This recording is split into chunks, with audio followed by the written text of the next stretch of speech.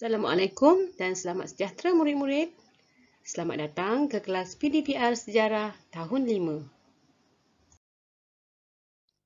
Hari ini, cikgu akan mengajar Unit 1, Institusi Raja Payung Negara bahagian 2. Sebelum itu, kita imbas kembali pelajaran lepas di mana kita telah mempelajari pertama, pengertian raja dan kerajaan. Kedua, negeri-negeri mempunyai raja atau sultan. Apakah yang akan kita pelajari hari ini? Objektif pembelajaran kita pada hari ini ialah murid-murid dapat menerangkan konsep wahdat antara raja dengan rakyat, menjelaskan makna daulat dan derhaka, membandingkan kedudukan serta peranan raja dahulu dan kini, menerangkan kepentingan sikap taat setia terhadap institusi raja dan menghuraikan kepentingan mempertahankan kedaulatan institusi raja. Seterusnya, kriteria kejayaan, murid-murid akan dapat membanding bezakan makna daulat dan derhaka, membanding bezakan raja-raja Melayu dahulu dan kini, menyenaraikan cara menunjukkan sikap taat terhadap institusi raja dan menyenaraikan cara mempertahankan kedaulatan institusi raja.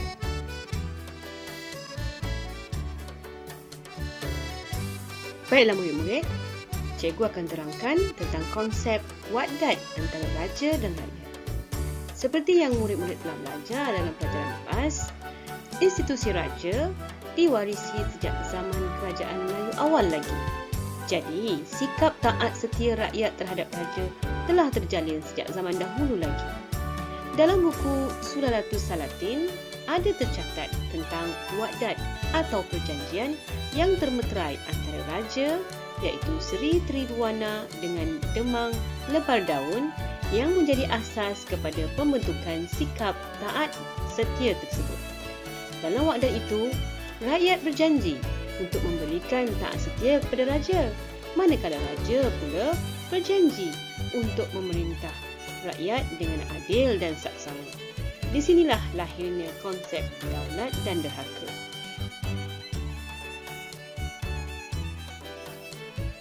Baiklah murid-murid, ini adalah petikan daripada wahdat antara Demang Lebardaun dengan Seri Tribuana. Semasa Demang Lebardaun ingin menabalkan Seri Tribuana sebagai Raja Palembang, kedua-duanya telah bersumpah setia dan berteguh janji. Perjanjian ini dikenali sebagai wahdat. Kata Demang yang menjadi wakil sekalian rakyat, kalaulah ada seorang hamba rakyat melakukan kesalahan atau dosa, janganlah rakyat itu difadihatkan, iaitu jangan ia dicela dan jangan ia dihina, walau sebesar-besar kesalahan sekalipun. Kalau benar rakyat itu bersalah dan perlu dihukum, hukumlah dia mengikut hukum syarak, iaitu mengikut ajaran Islam. Mendengar permintaan Demang itu, raja bersetuju dan baginda pun bertitah dengan menyatakan perkenannya, tetapi dengan syarat semua rakyat haruslah sentiasa taat kepada rajanya dan jangan sesekali menderhaka. Demang Lebardaun bersetuju dengan titah raja dan berkata, keturunan dan anak cucunya akan sentiasa taat dan setia kepada rajanya. Akan tetapi, sekiranya anak cucu raja meninggalkan perjanjian, maka anak cucunya juga akan berbuat perkara yang sama. Kedua-duanya bersetuju dengan perjanjian yang disebut wahdat itu. Semenjak itu, wahdat ini menjadi panduan zaman berzaman kepada orang-orang Melayu dalam mempertahankan institusi beraja hingga ke hari ini. Apabila negara kita merdeka, konsep wahdat tersebut dimaktubkan dalam prinsip kedua rukun negara, iaitu kesetiaan kepada raja dan negara. Oleh itu, kita sebagai rakyat haruslah memberikan taat setia yang sepenuhnya kepada raja atau sultan.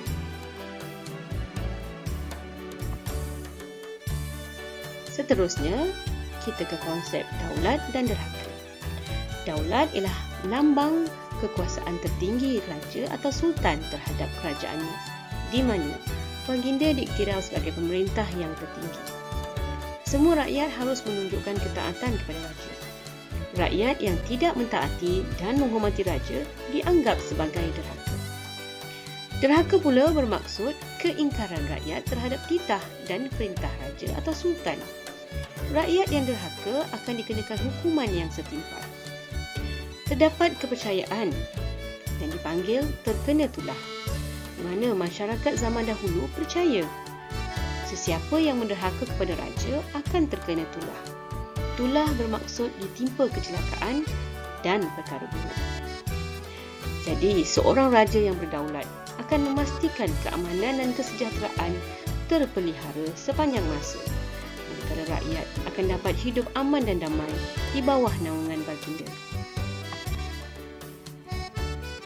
Malaysia adalah antara negara yang mengekalkan warisan institusi raja. Sejak zaman Kerajaan Melayu awal, institusi raja menjadi simbol kedaulatan dan kebanggaan. Institusi raja mengalami beberapa fasa perubahan dari semasa ke semasa. Pada fasa pertama, iaitu pada zaman Kerajaan Melayu awal, raja atau sultan ialah ketua kerajaan bagi negeri baginda. Baginda mempunyai kuasa mutlak dalam pentadbiran. Segala dasar berkaitan dengan pentadbiran, perundangan, kehakiman dan hubungan diplomatik ditentukan oleh raja atau sultan. Dan baginda dibantu oleh para pembesar untuk mentadbir kerajaan.